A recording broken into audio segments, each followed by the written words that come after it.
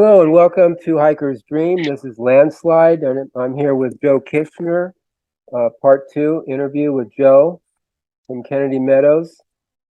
And we were talking last time about your experiences. And Joe, I'm just wondering one thing before I'm just going to let you talk today, but one thing I was going to ask you is what were the obstacles that you had to face and go through to get to where you are right now? Living the way you do and all the experiences you've had, what are some of the obstacles? Because most people do have obstacles, there's something, excuses or something in their way to live the kind of life they want. And I think you're living a great life off grid and with nature, and I think it's a good example for other people. Yeah, that's sort of a tough question because there was a lot of years before I got up here, Yeah, and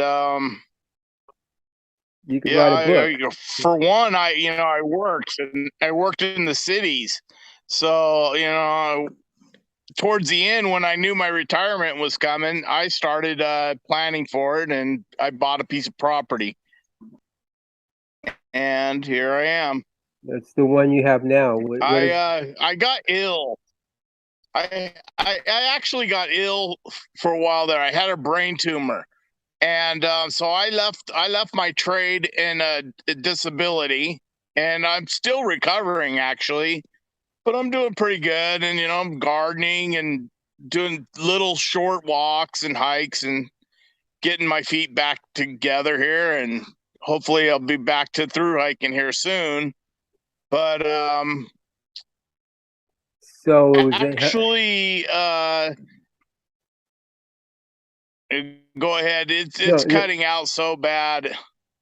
well, so it was a health issue. One of the things was a health issue, right? The brain tumor.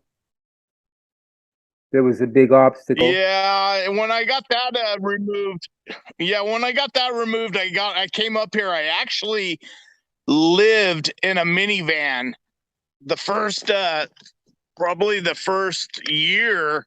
When I first came up here, it was March, and there was 4 foot of snow on the ground, and I was in a minivan, and it was snowing 6 inches to a foot every week for till the end of April. And the next year, I actually moved into a fifth wheel trailer, and then another trailer, and a container now, and I'm building a cabin. So it's been a long process of 3 years now, and it's not easy living off grid. I'm still building my water system for the property as well. You have a I well, have did a you say? well, Yeah. and yeah, I do have a well and water tanks, and there's a lot involved. You have to up here everything freezes, so you have to bury everything 2 or 3 feet into the ground. Um, so I had 300 foot of trench that needed to be dug out, and then um there's just a lot. There's a lot to just to set up your water, but I'm almost done actually.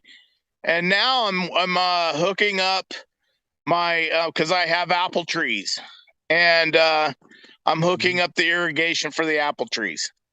I want to sit it on a drip system so I can leave. I have 6,000 gallons of water availability in my tanks. So I'm just trying to hook up my drip system so that I can leave for a month at a time or more, and still have water on the trees.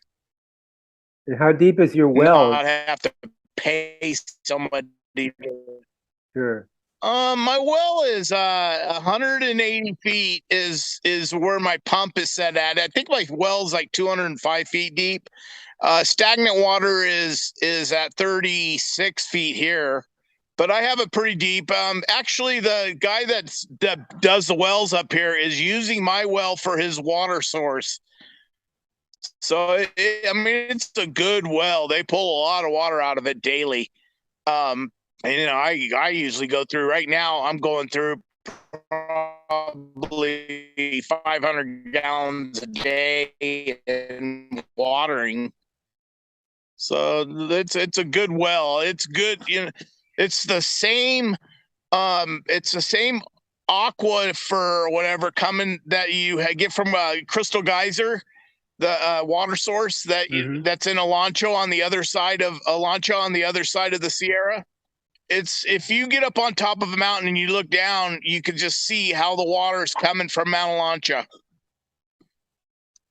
But that's basically it. And but there's it's been, like I said, it's been 3 years since I started this water process, and I'm just about done.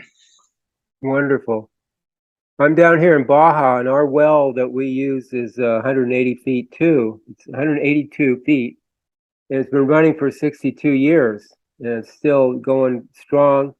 Water trucks come every day, maybe 40 trucks a day, and that's where we get our water. We get it delivered because we don't have irrigation, from the city.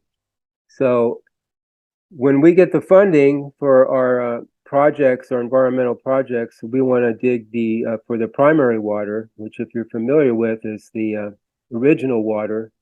It comes up from the fissures of the cracks of the earth, and it's created in the mantle of the earth, and it's the hydrogen and oxygen combined down there, and it comes up as vapor through the fissures and creates our atmosphere and the snow and the rain. But that water is it's renewable.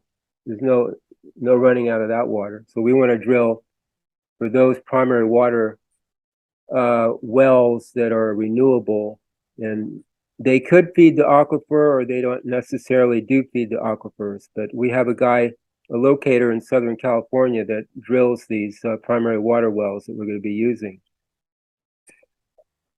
Okay. So do you have anything? Great. Yeah. I'll send you some info on that if you like. And then you're talking about your health. Well, we have an interview with CJ Cosby tomorrow, and he's hiking. If you're familiar with him, he's hiking with cystic fibrosis, which is a lung digestive oriented disease that affects the cells of the lungs and digestion. So he's really doing it. I mean, that's CJ Cosgrove, right? Yeah, I have Cosby, but maybe it's I'm not sure, but CJ, I call him. It's Cosgrove. Yeah, he's one of my Facebook friends. I've been following him a little bit. Yeah, so you can. Why don't you come on? You come on You're welcome to come on these interviews every morning at 8:30 if you're around and participate. And I would like to get you to get some more, if you could, get some more people together for next week for interviews. But tomorrow we have CJ, and then we have Twiglet, which she's hiking the AT right now. She's got a interesting story too. She's on a scholarship, and she was an Amish from the Amish community, and she decided to leave them, and that was kind of a big story. And now she's hiking. So I'm gathering all these people that have interesting lifestyles, and they're doing something different rather than just the typical buying into the system and supporting the system. Here they're out like doing something that makes more sense, like adventure and usually supporting the environment, not destroying it like the people working for the system. So again, you're welcome to all these interviews. Usually they're at 8:30, and I'll just keep you posted. Yeah, I'm real interested in people who want to live off grid and self-sustain themselves. My goal is to eventually where I'm growing all my own herbs and medicines, and then canning and preserving for the winter. And then also, I'd like to get my apple grove going real good and start on apple ciders and stuff like that. But that's a multi-year progress to do this project to do this. And like my apple trees, they got swarmed by bugs this year, which is real rare up here to get swarmed by bugs. And they're coming back, but so it's always something. It's just, and now we're having monsoons. We had probably, now it's been 10 days of rain in August and the end of July. And we don't, that's rare, which is good though. We need the water up here. Yeah. But it's a tough environment to farm, but it does get good sun, and I have lots of water, and as long as I bring my fertilizer up, I'm gonna eventually be making my own fertilizer, but right now I have to haul it up. Well, that's the thing with being self-sufficient. You could, and you do have, or it's best to have support from the community. So what we're doing here is the self-sufficient communities. That's what we're developing, and it's all about supporting each other. Because you could do it alone, but it makes sense to help each other out, like the hiking community does. When you're on trail, you see that a lot, and it's so cool the way that works, where people are just open to helping each other when they need it. Yeah, this morning I trimmed all my onion plants, and I got a lot of seeds, and so I distribute those among all the locals around here. They're good Sierra onions, and they grow easy. They grow in the worst of soils, and they grow fast. And in fact, if you put seeds in August, you'll have in September you'll have onions. Wow. So I mean, we do that. I actually got the mother plants from my neighbor who's retired, and she left the mountain, and she gave me all of their greenhouse stuff that I still have to put together. I haven't even, it's a massive greenhouse. So eventually I want to be working out of a greenhouse, because then you get a couple extra months of the year to be able to grow these things. How many people up there are doing what you're doing, living off grid? Oh, not very many. Most people spend most of their time driving down the mountain to get stuff, and it takes it's an all day thing to go to the town.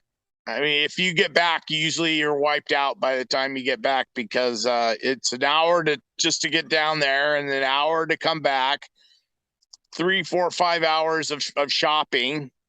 I have my little route I do. And so you end up spending 8 hours in town, and then you got to come back and put everything away. And eventually I want to be back to where I'm only going down 1 day a month.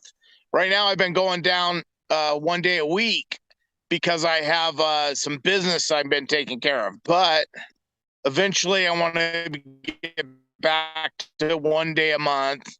And then you got to be ready for the winter, because I can get 4 to 6 feet of snow up here, and I'm not going nowhere until that snow's melted enough to drive out.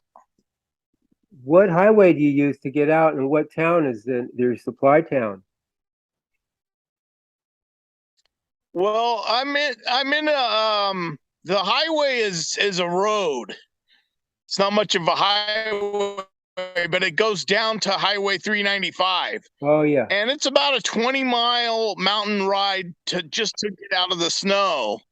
And it's 24 miles off of 395, which goes up to Bishop or down to Bakersfield or LA area. But I usually go into Ridgecrest. That's where my post office box is. I can go to Inyo Kern if it's just basic stuff that I need. That saves 10 miles. But I usually go into Ridgecrest. which it has all the amenities. It has a Walmart slash a Big Five and a couple of fast food places and a Home Depot and stuff like that. I'm just A curious. hospital. Yeah.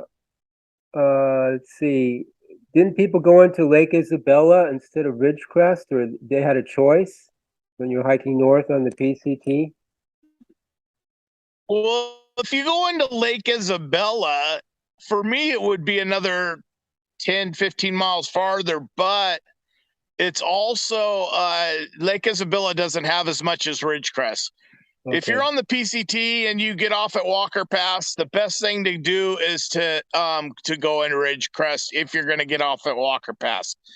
I've always walked through. I usually go from Hiker Town to all the way to Kennedy Meadows. Okay. I went to Lake Isabella because it was, I think, shorter or something than Ridgecrest. A lot of hikers did my year, but I'm just curious about that. Yeah, it is shorter to go down there from the PCT, but there's just nothing down there compared to Ridgecrest. Ridgecrest, you got nice hotels and so if you're going to get off the trail, I think Ridgecrest. Plus, there's more traffic coming to and from that direction, Well, I or heard at there was, least going into Ridgecrest. okay. I heard Go there was ahead. a Taco Bell in Lake Isabella, so that drew me into there. I grew up on Taco Bell. Yeah, it's funny how with the things that you need when you're on trail, what sounds good. Like it's like that McDonald's. I mean, no one wants to eat at McDonald's, but as soon as you're on trail, boy, McDonald's Right. sure sounds good. It sure does. Everybody goes to it. Um, so is there anything you want to say? Like, you got about, let's say, 10 minutes or something. Any stories? I mean, this one fellow on the chat said, you have a lot of stories to tell. Is there anything that you like to share, that one of your favorite stories or something on trail or anything? Yeah, I have so many of them. I don't really have a favorite. The big talk this year is the fires. Yeah. Isn't it crazy how every year it seems like it's the fires? That's basically why I don't hike the Pacific Crest Trail too much anymore, because their policies about the fires. There could be a fire 100 miles away, and they will close the trail down because of the fear of have to get to take care of all the people. But it seems like this year everybody's walking around the fires, and they got so many. There's so much going on with the fires. I have seen lots of fires on this trail. I've walked through them actually, but it's strange to see how everything regrows in some areas, but then other areas it's just a desolate desert that actually the wind is blowing away. Yeah. Yeah. I mean, I don't remember that in the old days. There's such severity of the fires. Do you? Yeah, so some areas it just the fire comes in and wipes out entire you know long lengths of shade. What we used to walk in shade, and then dries up. Actually, the water sources will dry up, and it's just such a shame to see the fires have what the fires have done. There's definitely a global warming going on, Well, yeah, there's whether something. it's man-made or not. Yeah, whether it's man, it's been warming ever since the last ice age. But whether it's man-made or not, that's not for us to really know. Some scientists say yes, some scientists say no. All I know, it's warming and it's burning, and it's burning. The PCT has lost so much of its magic because of it. So I haven't hiked the PCT again. It's such a mellow trail.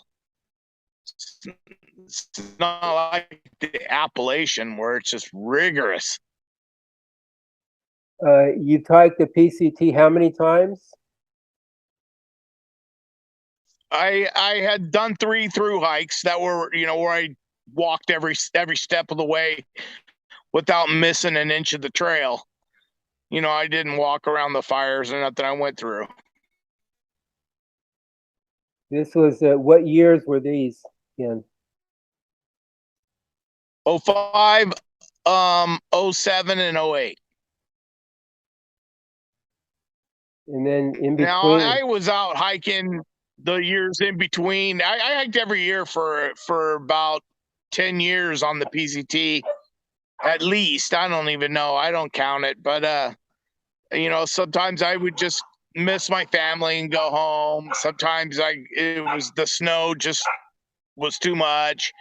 Other times I just did long sections as a plan. But I was pretty much on the trail for about a decade, I'd say. 2 decades of goofing around, but 1 decade of serious hiking. And then I left and started doing the AT and the CDT and smaller trails.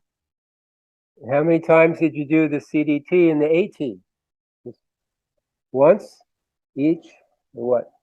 I did the CDT twice, and once in 13 and once in 16.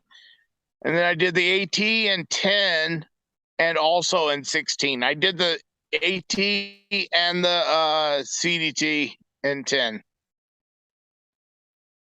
And then, I mean in 16. and you had a job too, did you say? What kind of work did you do to afford all this? And a family? I was a mason, or a marble mason in a union. Okay, cool. So I went from contractor to contractor. I did work for one or two contractors a lot, but I went where the work was, and I usually tried to get work out of town, so I would be collecting my subsistence money.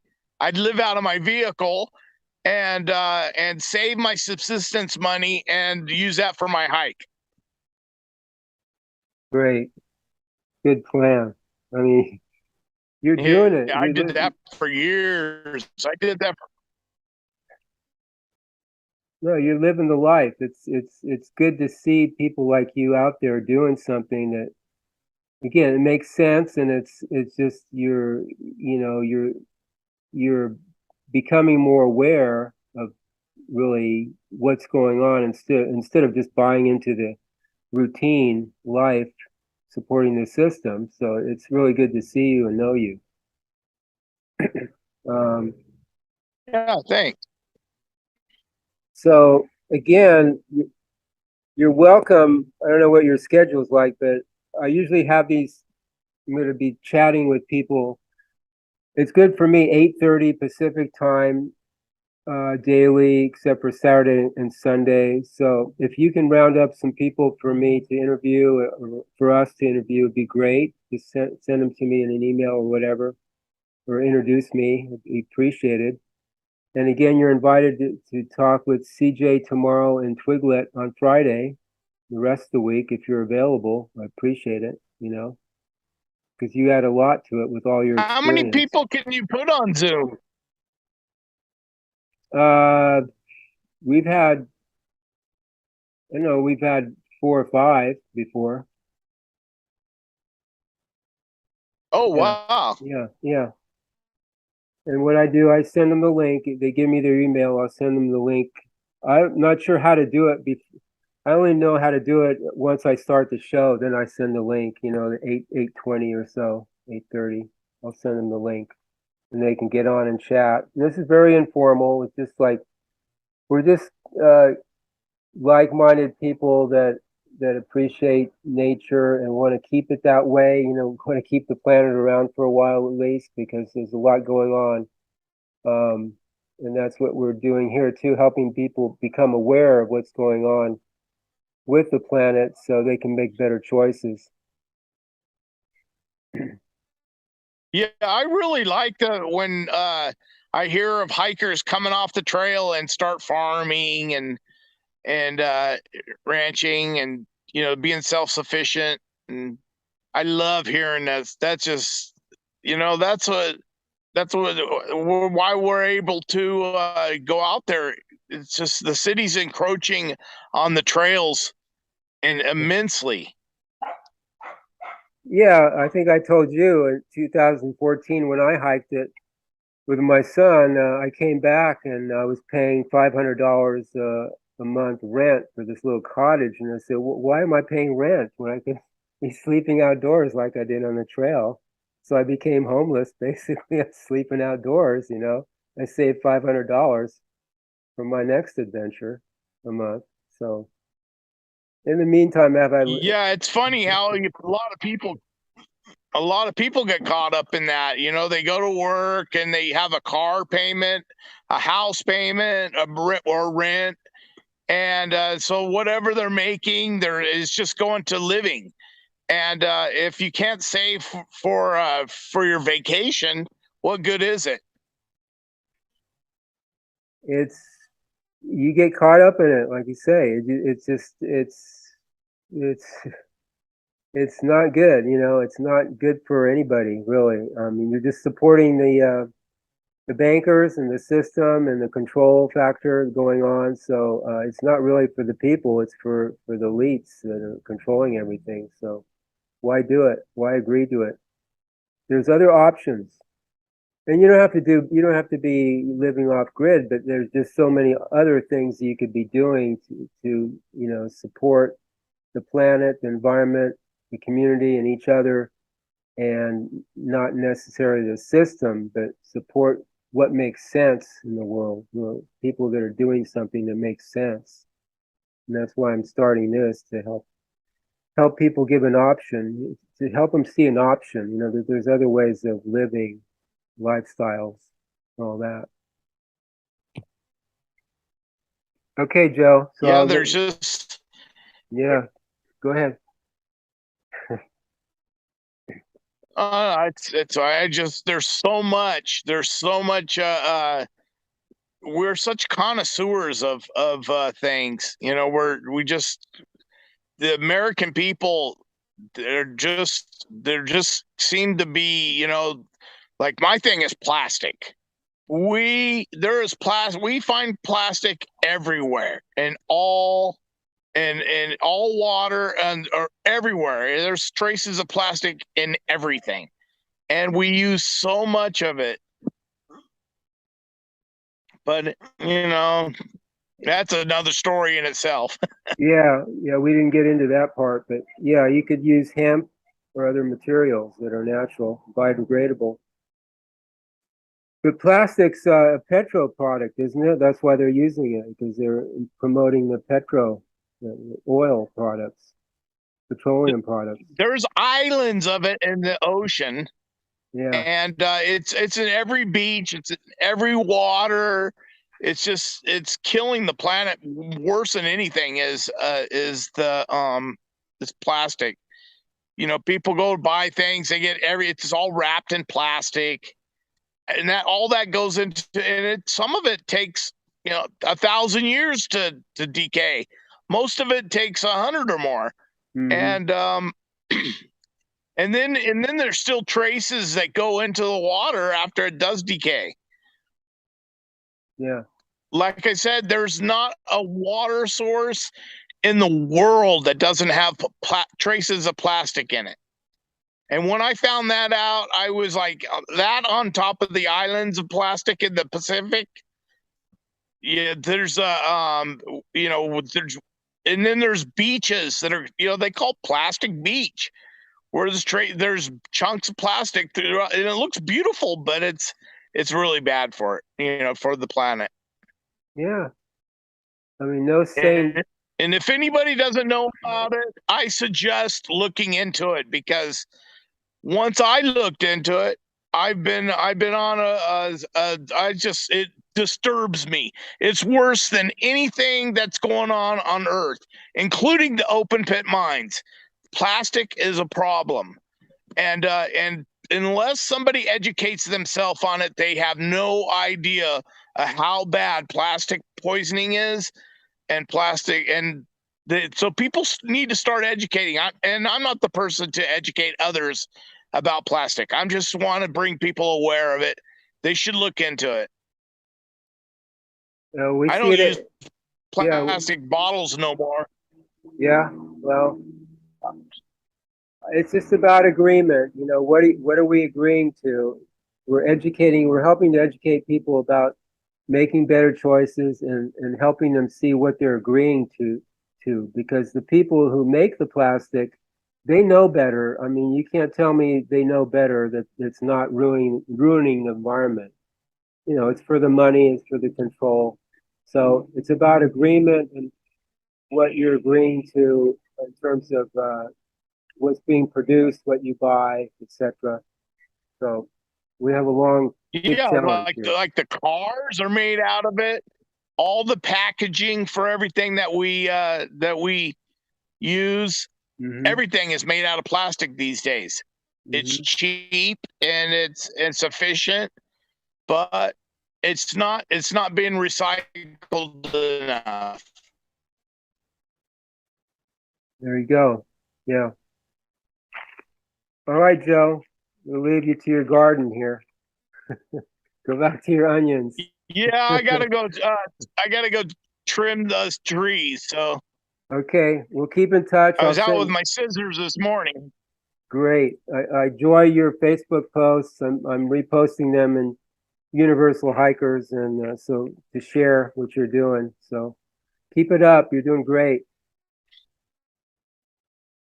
All right, thanks. Have a good time. Good day out there in Baja. Okay, we'll keep in touch. Bye. All right, bye-bye.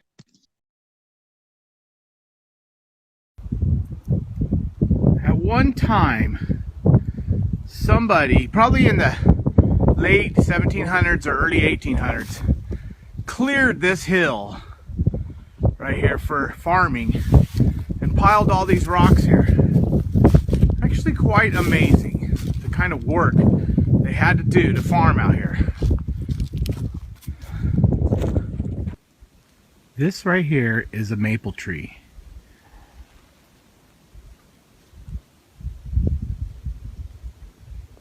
And this is how they make maple syrup. If you see, it hooks up to all the other trees.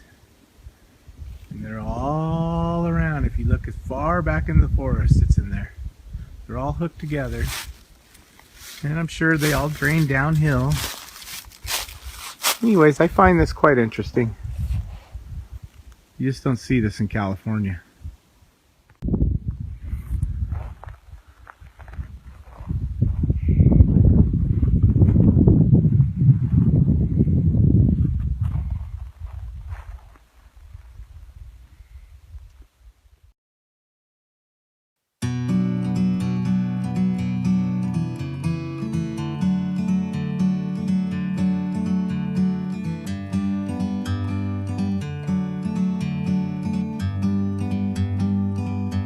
Like a bird on a tree, I'm just sitting here. I got time, it's clear to see. From up here, the world seems small. We can sit together. It's so beautiful, you and me. We meant to be in the great outdoors, forever free.